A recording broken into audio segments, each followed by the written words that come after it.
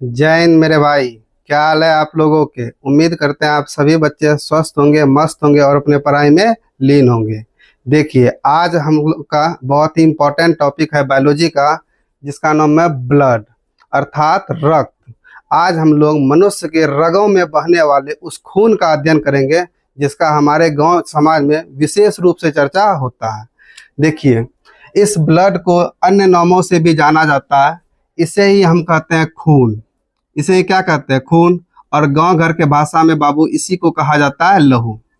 इस क्लास में हम इस ब्लड का संपूर्ण पोस्टमार्टम करेंगे और हम उम्मीद करेंगे आपको जो है ब्लड से संबंधित कोई भी समस्या नहीं होगी। देखिए, हम लोग पढ़ना शुरू करते हैं आज अब ब्लड के बारे में। लगाइए ब्लड। देखिए, बायोलॉजी के जिस शाखा में हम ब्लड का अध्ययन करते हैं उस शाखा को हेमेटोलॉजी कहते हैं, अर्थात ब्लड का अध्ययन करना कहलाता है हेमेटोलॉजी। बात समझ रहे हैं? बायोलॉजी के जिस शाखा में हम ब्लड का अध्ययन करते हैं वो कहलाता है हेमेटोलॉजी। याद कीजिए मेरे साथ, हेमेटोलॉजी। क्लियर है? ब्लड जो होता है एक तरल संयोजी उत्तक है। पहले हम ये समझते हैं कि ये उत्तक क्या होता है। देखिए, दुनिया में जितना भी जीव है उसके शरीर की संरचनात्मक और क्रियात्मक इकाई जो होती है वो कोशिका होती है। कुल मिलाकर अगर हम आपको ये समझाना चाहेंगे कि कोशिका क्या होती है तो आप ऐसे समझिए, पूरा शरीर जो है जिस छोटी सी इकाई से मिलकर बना हुआ है उसी इकाई को कोशिका कहते हैं। अर्थात हमारे शरीर की सबसे छोटी इकाई क्या है? कोशिका है। बात समझ रहे हैं? सबसे छोटी इकाई क्या है? कोशिका है। जब कोशिकाएं आपस में मिल जाती है अर्थात कोशिकाओं का जो समूह होता है उसी को कहते हैं उत्तक। उसी को क्या कहते हैं? उत्तक कहते हैं। बात समझ रहे हैं? और जब उत्तकों का समूह बन जाता है अर्थात ग्रुप्स ऑफ टिश्यूज है ना, वो कहलाता है अंग। वो क्या कहलाता है? अंग। बात समझ रहे हैं? अब बहुत सारा जब अंग मिल जाता है तब कहलाता है अंग तंत्र। तब क्या कहलाता है? अंग तंत्र। बात समझ रहे हैं? तब जाके किसी जीव का क्या होता है? निर्माण होता है। बात समझ रहे हैं? फिर से समझिए, हमारे शरीर की सबसे छोटी इकाई कोशिका है और कोशिकाओं के समूह से उत्तक बनती है और उत्तकों के समूह से अंग बनता है, अंगों के समूह से अंगतंत्र बनता है, तब जाके किसी जीव का निर्माण होता है। तो हम ये कह रहे हैं ब्लड जो है, ब्लड एक प्रकार का उत्तक है। ब्लड क्या है? एक प्रकार का उत्तक है। और कैसन उत्तक है सर? सर यह है संयोजी उत्तक। अब यह संयोजी उत्तक क्या हुआ? ऐसा उत्तक जो शरीर के विभिन्न अंगों को या विभिन्न उत्तकों को आपस में जोड़ने का काम करे उसे संयोजी उत्तक कहते हैं। जैसे नाम से ही जाहिर है सर, संयोजी उत्तक। इसका मतलब हुआ सर, ये संयोजी उत्तक क्या करेगा? शरीर के अंगों को या शरीर के उत्तकों को आपस में जोड़ने का काम करेगा। बात समझ रहे हैं? लेकिन जैसा कि आप जानते हैं ब्लड जो है उत्तक तो है। कैसन उत्तक है सर? ये है संयोजी उत्तक। ब्लड कैसन उत्तक है? संयोजी उत्तक। लेकिन ब्लड जो है तरल रूप में होता है, इसलिए इसको कहते हैं तरल संयोजी उत्तक। क्या कहते हैं? तरल संयोजी उत्तक। तो आपको ये बात विशेष रूप से ध्यान रखना है कि ब्लड जो है ना, ये क्या है? तरल संयोजी उत्तक है। लेकिन कभी कभार जो है एग्जाम में ये भी आपको पूछ सकता है, ब्लड को तरल संयोजी उत्तक क्यों कहते हैं? समझ रहे हैं?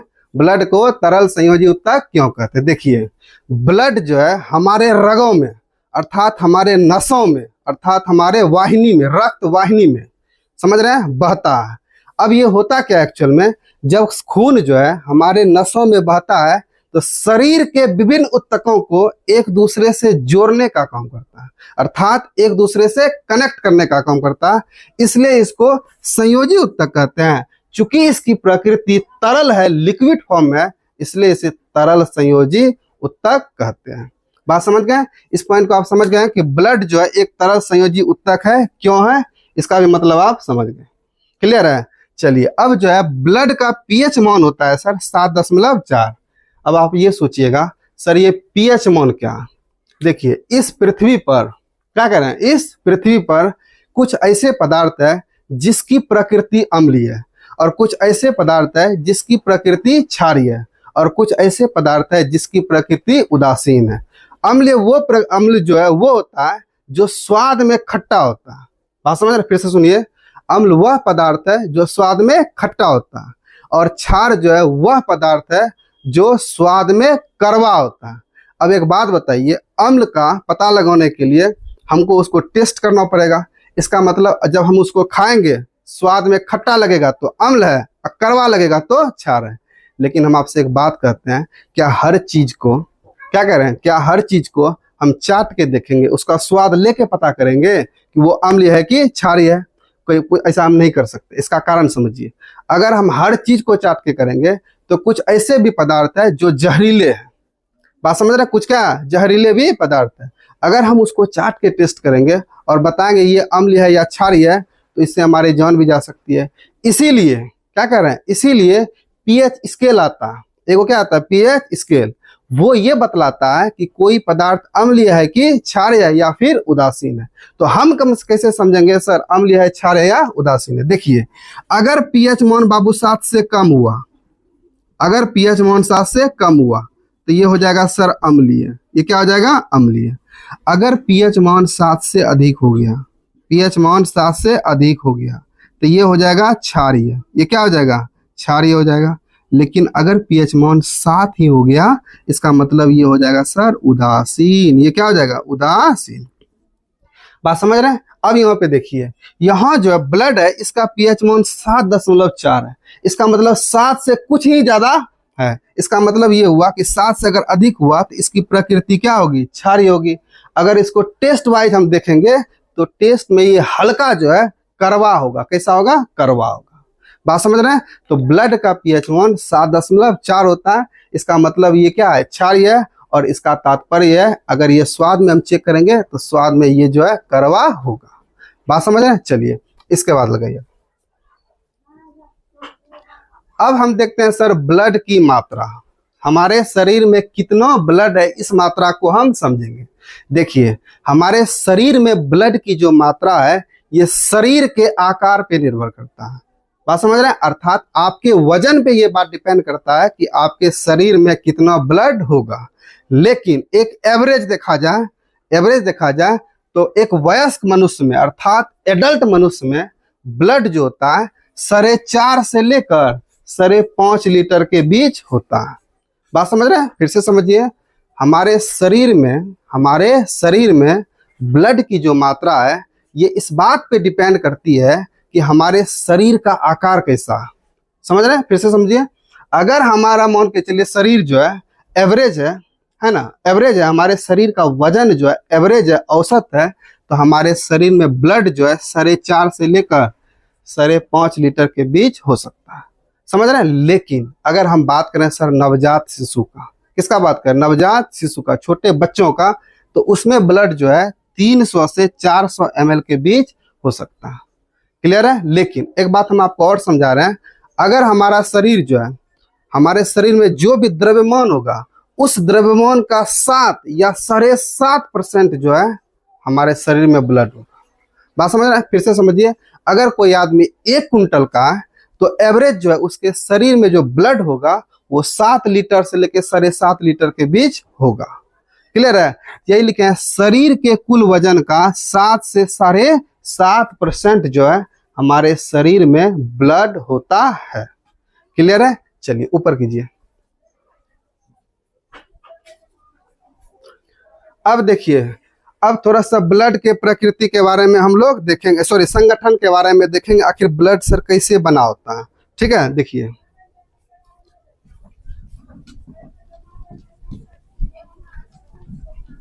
ब्लड जो है बाबू, इसमें 2 पार्ट होता है।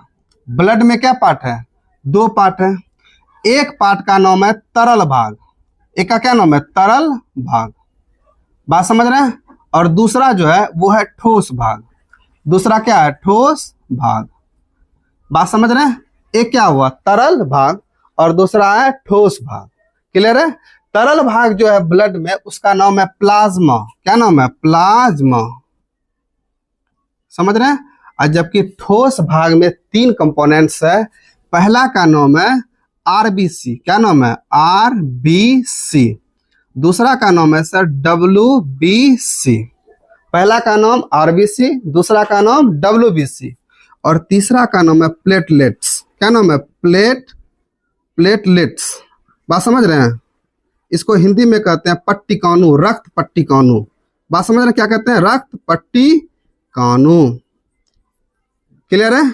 चलिए अब इस चीज को हम बारीकी से समझेंगे। ये सर प्लाज्मा क्या होता है, रक्त पट्टिकणु क्या होता है ना, आरबीसी क्या होता है, डब्ल्यूबीसी क्या होता है। देखिए आप स्वाभाविक सा ये बात समझिए, अगर कोई विलयन है, बात समझ रहे हैं, उसमें दो चीज है, एक है विलायक और एक है विलेय। एक क्या है, विलायक और एक है विलेय। जैसे आप दिमाग में शरबत रखिए, शरबत में क्या होगा सर, पानी हो जाएगा विलायक और पानी चीनी हो जाएगा विलेय। पानी होगा विलायक और चीनी हो जाएगा विलेय। उसी प्रकार से ब्लड में सर दो भाग है, एक हुआ तरल भाग जो विलायक का काम करता है, जबकि एक है ठोस भाग जो विलेय का काम करता है। बात समझ रहे हैं? ये जो तरल भाग है आयतन के हिसाब से ये सर होता है 55%। कितना परसेंट होता है? 55%। तो कोई भी चीज अपने आप में 100% होता है, कोई भी चीज अपने आप में 100% है। अगर ब्लड 100% है ना, उनमें से 55% तरल भाग है, तो शेष कितना बचा? शेष बचा सर 45%। तो 45% में आ जाएगा ठोस भाग। बात समझ रहे हैं?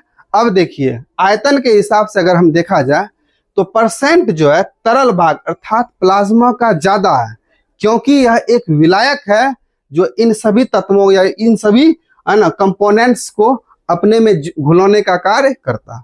इसीलिए ये कितना परसेंट है? 55% है। जबकि ठोस भाग केवल कितना? 45% है। ठोस भाग कितना परसेंट है? 45% है। अब देखिए इस बार इसको ध्यान से समझते। देखिए रक्त मुख्यतः मुख्य रूप से दो भागों में विभाजित है। एक भाग का नाम बताए तरल भाग और दूसरे का नाम बताए ठोस भाग। एक का क्या बताए? तरल भाग, दूसरे का बताए ठोस भाग। अब देखिए तरल भाग में जो कंपोनेंट्स आता है उसका नाम है प्लाज्मा। तरल भाग में जो कंपोनेंट्स आएगा उसका नाम है प्लाज्मा। क्लियर है? देखिए अब यहाँ प्लाज्मा के बारे में समझिए थोड़ा सा और। देखिए प्लाज्मा जो है ब्लड में पाए जाने वाला या रक्त में पाए जाने वाला एक तरल भाग है जो हल्का पीला, क्या बोल रहे हैं, हल्का पीला और चिपचिपा होता है। समझ रहे हैं? हल्का पीला और चिपचिपा होता है। अगर आप सबको पूछ दे सर प्लाज्मा का रंग क्या होता है, तो बोलेंगे सर प्लाज्मा का रंग जो है हल्का पीला है ना, और इसकी प्रकृति होता है चिपचिपा। प्रकृति क्या होता है? चिपचिपा। समझ रहे हैं? ब्लड में पाए जाने वाला तरल भाग अर्थात प्लाज्मा जो है ये हल्के पीले रंग का होता है और इसकी प्रकृति होती है चिपचिपा। क्लियर है? इस प्लाज्मा में क्या कर रहे हैं, इस प्लाज्मा में लगभग 90 से 92% पानी पाया जाता है। क्लियर है? इसी चीज को लिखे हैं, तरल भाग को क्या कहते हैं? प्लाज्मा कहते हैं। ऊपर कीजिए थोड़ा सा। अब देखिए इसमें क्या है सर, इसमें जल जो है अर्थात पानी जो है, उस प्लाज्मा में पानी जो है 90 से 92% होता है।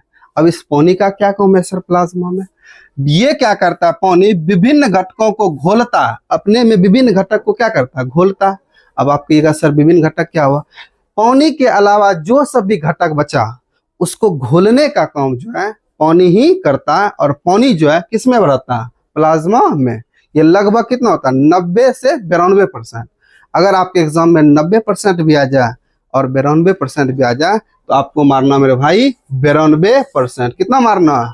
92%। बात समझ में आ रहा है? चलिए अब आप देखिए ये क्या करता है, रक्त के द्रव्यमान को बना के रखता है।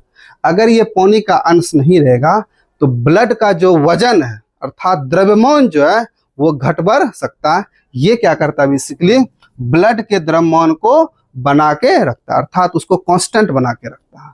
समझ रहे हैं? चलिए अब इसका दूसरा अवयव जो है, पहला अवयव तो हम क्या बताए, इसका पहला अवयव सर बताए जल, और दूसरा अवयव होता है प्रोटीन। दूसरा क्या होता है? प्रोटीन। बात समझ रहे हैं? चलिए ऊपर कीजिए। प्रोटीन का अगर थोड़ा सा नीचे कीजिए थोड़ा सा। प्रोटीन का अगर हम अंश देखेंगे तो प्रोटीन जो है 7 से 8% होता है। प्लाज्मा के अंदर प्रोटीन का अंश जो है 7 से 8% है। ठीक है? अब प्रोटीन जो है विशेष रूप से इसमें जो पाए जाने वाला प्रोटीन है उसका नाम है एल्बुमिन। बोलिए एल्बुमिन। प्लाज्मा में पाए जाने वाले प्रोटीन का नाम है एल्बुमिन। दूसरा है ग्लोबुलिन। Globulin, albumin, globulin. और तीसरा है फाइब्रोनोजिन। तीसरा क्या है? फाइब्रोनोजेन या फाइब्रोनोजिन। समझ रहे हैं? ये मुख्य रूप से तीन प्रोटीन पाया जाता है। प्लाज्मा के अंदर पाए जाने वाले प्रोटीन को प्लाज्मा प्रोटीन कहते हैं। फिर से समझिए, प्लाज्मा के अंदर पाए जाने वाले प्रोटीन को प्लाज्मा प्रोटीन कहते हैं। अब जो पहला प्रोटीन है सर एल्बुमिन, इसका क्या काम है? ये क्या करता है बाबू? द्रव संतुलन बनाए रखता है। समझ रहे हैं? ये क्या करता है? द्रव को संतुलित करके रखता है। दूसरा जो है ग्लोबुलिन, ये संक्रमण से लड़ने का काम करता है। अगर हमारे बॉडी को किसी बैक्टीरिया से, वायरस से या किसी भी सूक्ष्मजीव से इन्फेक्शन होने का चांस होता है, तो उनसे लड़ने का काम उसमें पाए जाने वाला प्रोटीन अर्थात ग्लोबुलिन करता है। समझ रहे हैं? और तीसरा जो प्रोटीन है मेरे भाई, फाइब्रोनोजेन, ये ब्लड को थक्का बनाने का काम करता है। ये ब्लड को क्या करता है? थक्का बनाने का काम करता है, अर्थात ब्लड को जमाने का काम करता है। कौन? फाइब्रोनोजेन। इसके अलावे भी इसमें प्रोटीन पाया जाता है, प्रोथ्रोम्बिन। क्या कर रहे हैं? प्रोथ्रोम्बिन। और एक होता है मेरे भाई हिपैरिन। क्या कहते हैं? हिपैरिन। देखिए, आप लोग एक चीज महसूस किए होंगे, जब हमारा बॉडी या हमारा शरीर का कोई भी अंग कट जाता है तो ब्लड जब निकलने लगता है तो कुछ समय के बाद जो है ब्लड थक्का हो जाता है। ब्लड क्या होता है? थक्का हो जाता है। तो इसके लिए जिम्मेदार होता है कौन चीज? प्लेटलेट्स। इसके लिए कौन जिम्मेदार है? प्लेटलेट्स। लेकिन आप ये भी तो सोचिए, अगर प्लेटलेट्स का जहां तक बात है, तो जब शरीर के अंदर खून है फिर भी तो प्लेटलेट्स है, लेकिन शरीर के अंदर खून थक्का नहीं होता, क्योंकि इसके लिए जिम्मेदार है मेरे भाई प्लाज्मा में पाए जाने वाला एक विशेष प्रकार का प्रोटीन जिसका नाम है हिपैरिन। क्या नाम है? हिपैरिन। ये एक ऐसा प्रोटीन है जो ब्लड को शरीर के अंदर थक्का नहीं होने देता, अर्थात शरीर के अंदर ब्लड को क्लॉट नहीं करने देता। बात समझ रहे हैं? चलिए, अब हम उम्मीद करते हैं आपको प्रोटीन समझ में आ गया होगा। ऊपर कीजिए। देखिए, इसमें से इसमें और एक थोड़ा बहुत बता देते हैं। इसके अंदर इसमें से और कुछ पाया जाता है, जैसे अकार्बनिक लवण भी पाए जाते हैं। अकार्बनिक लवण भी पाए जाते हैं। किसके अंदर? प्लाज्मा के अंदर सर अकार्बनिक लवण भी पाए जाते हैं। समझ रहे हैं? ग्लूकोज भी पाया जाता है, ग्लूकोज का कुछ अंश भी पाया जाता है। लेकिन अगर आप ध्यान से समझिएगा इस चीज को, अभी तक हम आपको ये नहीं बताएं सर प्लाज्मा का प्रॉपर काम क्या, आखिर प्लाज्मा ब्लड में क्या करता है। एक तो बात हम समझ गए, ब्लड को घुलाने का काम किसका? प्लाज्मा का। लेकिन इसका प्रॉपर काम है मेरे भाई भोजन, क्या बोल रहे हैं? भोजन को, CO2 को, भोजन को और CO2 को, है ना। इसके अलावा नाइट्रोजनी अवशिष्ट को, किसको बोल रहे हैं? नाइट्रोजनी अवशिष्ट को ढोने का काम करता है। बात समझ रहे? नाइट्रोजनी अवशिष्ट का मतलब हुआ मेरे भाई ऐसा शरीर के अंदर बनने वाला बेकार पदार्थ जिसमें निश्चित रूप से नाइट्रोजन हो, है ना, उसको कहते हैं नाइट्रोजन अवशिष्ट। जैसे यूरिया, क्या कर रहे हैं? यूरिया।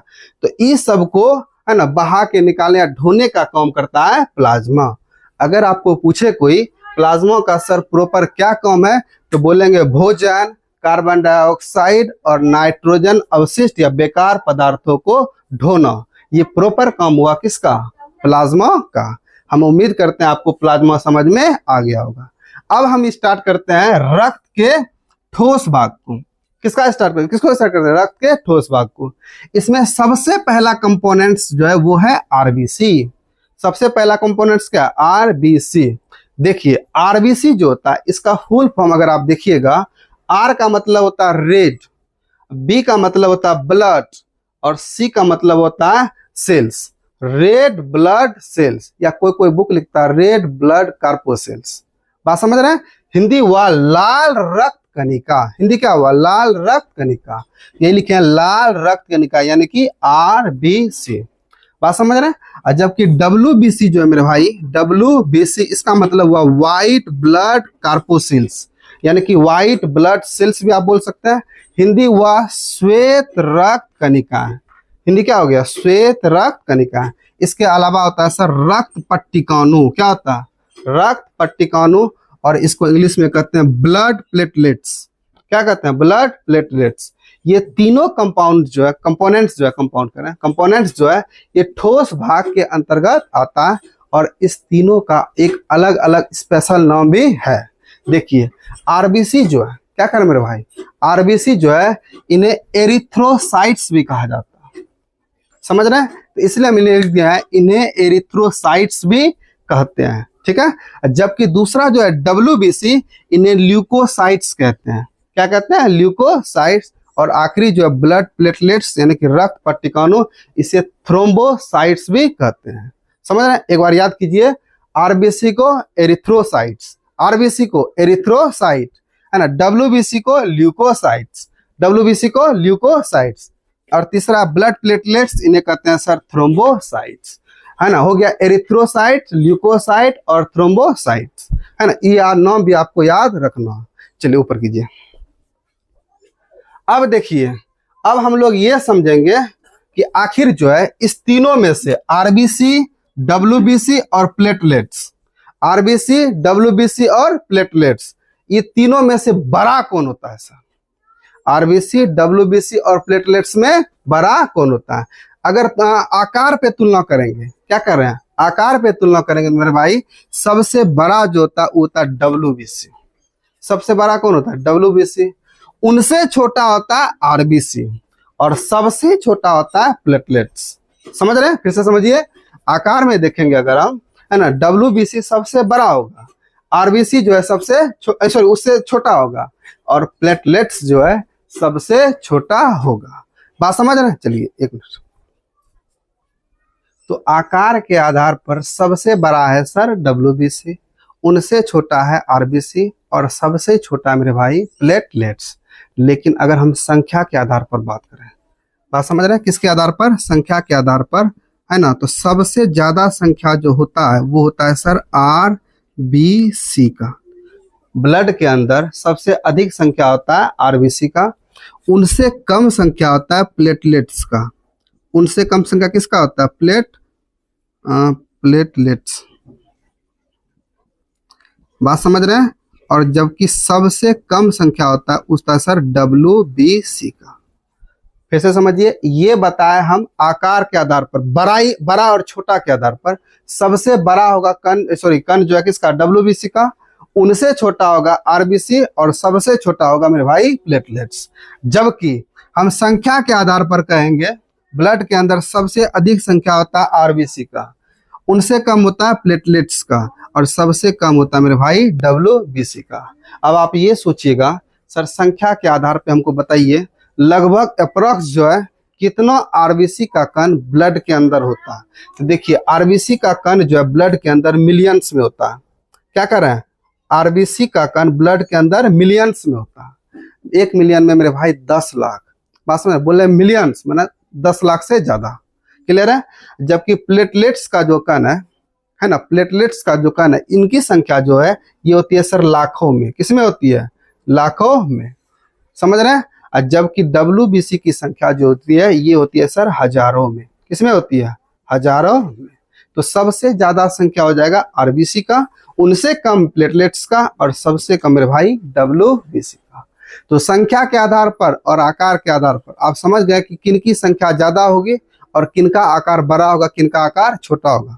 समझ रहे हैं? चलिए अब ऊपर कीजिए। ये जो आरबीसी है मेरे भाई, इसके बारे में अब विशेष बातों को हम समझेंगे। सबसे पहला बात है, ये आकार में द्विअवतलाकार होता है। अब ये सर द्विअवतलाकार क्या हुआ समझिए। आप लोगों ने एक बहुत ही फेमस गांव घर का बहुत ही फेमस चॉकलेट खाएंगे एल्पेनलीब, उनका जो आकार होता है मेरे भाई वे होता है द्विअवतलाकार। आप इस तरह से देखिए, जस्ट लाइक ये, समझ रहे हैं? इसको थोड़ा सा एक बार जूम करके दिखाइए तो, हाँ ये देखिए, ये है द्विअवतलाकार, दोनों तरफ से अवतल है। लेकिन इसमें क्या है वो समस्या है सर, जो केंद्र है, केंद्रक होता है, जहां पे केंद्रक का जगह है वहां पे गर्त होता है। गर्त का मतलब गड्ढा धसा हुआ। देख रहे हैं यहाँ पे केंद्रक है, यहाँ पे केंद्रक का जगह होगा, यहाँ पे क्या होगा? गर्त। लेकिन एक इससे भी बहुत बड़ा समस्या है सर, आरबीसी के अंदर क्या कर रहे हैं? आरबीसी के अंदर केंद्रक नहीं पाया जाता है। ये आपने सही सुना, आरबीसी के अंदर केंद्रक नहीं पाया जाता। इसको थोड़ा सा छोटा कीजिए। चलिए, तो इसमें यही लिखे मेरे भाई, इसमें केंद्रक नहीं पाया जाता है। समझ रहे हैं, इसमें केंद्रक नहीं पाया जाता। आरबीसी के कोशिकाओं में केंद्रक नहीं पाया जाता, इस बात को आपको बेहद तरीके अच्छा से याद रखना। और लेकिन एक दूगो जो है जीव एक्सेप्शन में है, एक्सेप्शन मतलब अपवाद है, जिनके ब्लड के आरबीसी में केंद्रक पाया जा रहा। अब आप पूछिए कौन सा जीव है, वो है सर ऊंट। क्या बोल रहे हैं, ऊंट। और एक जीव आता है लामा। क्या बोल रहे हैं, लामा। ऊंट और लामा के आरबीसी में केंद्रक पाया जाता है, जबकि इन दोनों के अलावे किसी भी जीव के शरीर के ब्लड के आरबीसी में केंद्रक नहीं पाया जाता। बात समझ रहे हैं। चलिए अब ऊपर कीजिए, थोड़ा सा देखिए। आरबीसी जो है क्या कर रहे हैं, आरबीसी में एक विशेष प्रकार का प्रोटीन होता है। फिर से सुनिए, आरबीसी में एक विशेष प्रकार का प्रोटीन होता है, आयरन युक्त प्रोटीन होता है। अब आयरन युक्त प्रोटीन ऐसा प्रोटीन होता है जिसमें आयरन हो, अर्थात लोहा का अंश है, जिसे हीमोग्लोबिन कहते हैं। आप लोगों ने बहुत नाम सुना होगा सर हीमोग्लोबिन। तो हीमोग्लोबिन क्या है, इसमें हीमोग्लोबिन नामक आयरन युक्त यानी कि लौह युक्त प्रोटीन पाया जाता है। किस में पाया जाता है, ये पाया जाता है सर आरबीसी में। आरबीसी में एक प्रोटीन पाया जाता है जिसका नाम है हीमोग्लोबिन। क्या नाम है, हीमोग्लोबिन। समझ रहे हैं। लेकिन आप लोगों ने एक बात सुना होगा कि सर हीमोग्लोबिन के कारण ब्लड का रंग लाल होता है। ये बिल्कुल सही है, लेकिन अगर हम आपको ये पूछें कि हीमोग्लोबिन का प्राकृतिक रंग कैसा है, तो हीमोग्लोबिन का प्राकृतिक रंग मेरे भाई बैगनी कलर का। हीमोग्लोबिन लाल रंग का नहीं होता, हीमोग्लोबिन बैगनी रंग का होता है, क्योंकि उस हीमोग्लोबिन में लोहा का अंश है, अर्थात आयरन का अंश है। उसी आयरन के वजह से हीमोग्लोबिन लाल दिखाई पड़ता है। लेकिन अगर हमको कोई पूछे कि सर हीमोग्लोबिन का प्राकृतिक रंग अर्थात नेचुरल कलर जो होता है वो क्या होता है, तो बोलेंगे बैगनी अर्थात पर्पल। तो यही लिखे, रंग जो है हीमोग्लोबिन का प्राकृतिक रंग कैसा होता है, बैगनी यानी कि पर्पल होता है। तो वो लाल क्यों दिखता है सर, लाल इसलिए दिखता है क्योंकि उस हीमोग्लोबिन में आयरन की मात्रा होती है। आयरन अर्थात लोहा की मात्रा होती है। इस आयरन के वजह से हीमोग्लोबिन क्या दिखता है, लाल दिखता है। और इस हीमोग्लोबिन के वजह से आरबीसी लाल दिखता है, और इस आरबीसी के वजह से ब्लड भी लाल दिखाई पड़ता है। बात समझ रहे हैं। अगर आपको कोई पूछेगा मेरे भाई ब्लड का लाल रंग किसके कारण, तो बोलेंगे सर हीमोग्लोबिन के कारण। किसके कारण, हीमोग्लोबिन के कारण। तो हीमोग्लोबिन का लाल रंग किसके कारण, तो बोलेंगे आयरन के कारण अर्थात लोहा के कारण। समझ रहे हैं। चलिए हम उम्मीद करते हैं आपको ये बात समझ में आ गया होगा। अब देखिए थोड़ा सा ऊपर कीजिए, हमारे शरीर में जो ब्लड बहता है ये दो प्रकार का बहता है। एक बहता है शुद्ध रक्त और एक बहता है अशुद्ध रक्त। समझ रहे हैं। अब आप कहिएगा सर ये शुद्ध रक्त और अशुद्ध रक्त क्या हुआ, ऐसन रक्त या ऐसन ब्लड जिसमें ऑक्सीजन मिला हुआ उसको कहते हैं मेरे भाई शुद्ध रक्त, और जिस ब्लड में कार्बन डाइऑक्साइड मिला रहता है उसको कहते हैं अशुद्ध रक्त।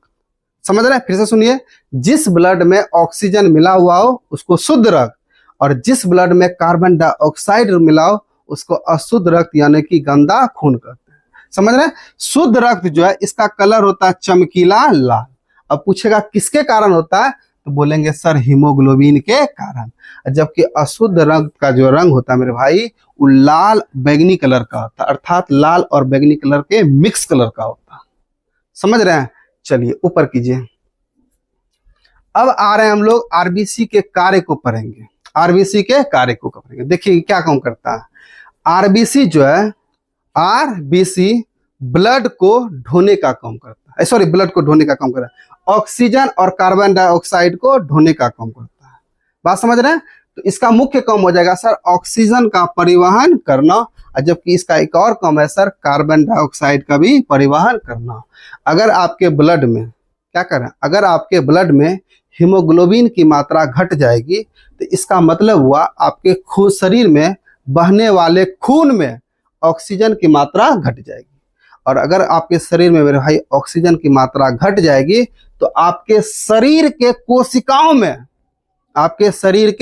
कोशिकाओं में ग्लूकोज पूरी तरह से नहीं टूट पाएगा। अगर आपके शरीर में ग्लूकोज पूरी तरह से नहीं टूटेगा तो इसका मतलब हुआ आपके शरीर को ऊर्जा कम मिलेगी। अगर आपके शरीर को ऊर्जा कम मिलेगी, इसका मतलब आपको कमजोरी महसूस होगा, चक्कर आएगा, वगैरह वगैरह का टेंशन होगा। बात समझ रहे हैं? इसलिए आपको क्या करना, आपके शरीर में जो हीमोग्लोबिन है उसके मात्रा को कंट्रोल रखना। हीमोग्लोबिन घटा तो आपको विशेष तरह का कमजोरी महसूस होगा। क्लियर है? चलिए, अब इसका सर निर्माण कौन होता है आरबीसी का? देखिए, जैसे मान के चले, एक हम आपको दिखा रहे हैं, ये मान के चले हड्डी है, ये क्या हड्डी है? हड्डी के अंदर वाले चीज को कहते हैं अस्थि मज्जा। क्या कहते हैं? अस्थि मज्जा, अंग्रेजी में कहते हैं बोन मैरो। तो आरबीसी का निर्माण जो होता है वो होता है सर कहाँ पर? अस्थि मज्जा में, यानी कि आरबीसी में। हम उम्मीद करते हैं आपको यहां तक का सारा बात समझ में आ गया होगा। अब इसके आगे देखते हैं। देखिए,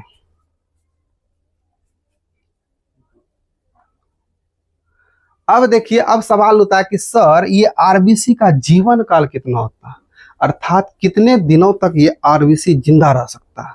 बनेगा तो अस्थि मज्जा में, लेकिन ये मरेगा कब? तो ये मरेगा सर लगभग 120 दिन के आसपास। बात समझ रहे हैं? अर्थात आरबीसी का जो जीवन काल होता है वो लगभग होता है 120 दिन, है ना। अब इसका विनाश कहाँ पे होता है?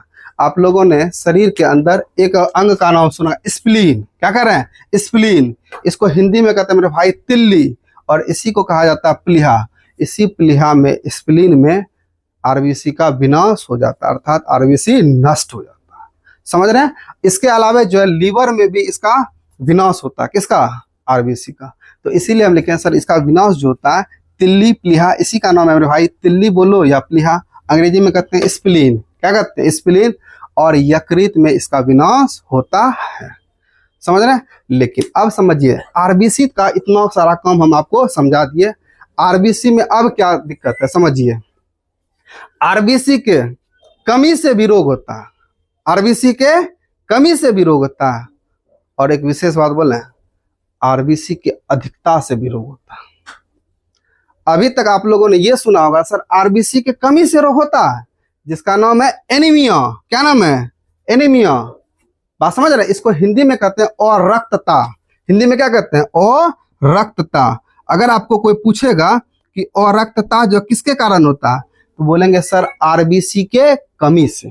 आरबीसी के कमी से अरक्तता यानी कि एनीमिया होता है। जबकि अगर हमारे ब्लड में आरबीसी की मात्रा आवश्यकता से अधिक बढ़ जाए तो भी बीमारी होती है, और उस बीमारी का नाम है पॉलीसिथेमिया। क्या नाम है? पॉलीसिथेमिया। समझ रहे हैं? तो अब आप ये सोचिएगा सर एनीमिया तो हम समझ रहे हैं शरीर में ब्लड का क्या हो जाएगा, बेसिकली कमी हो जाएगा।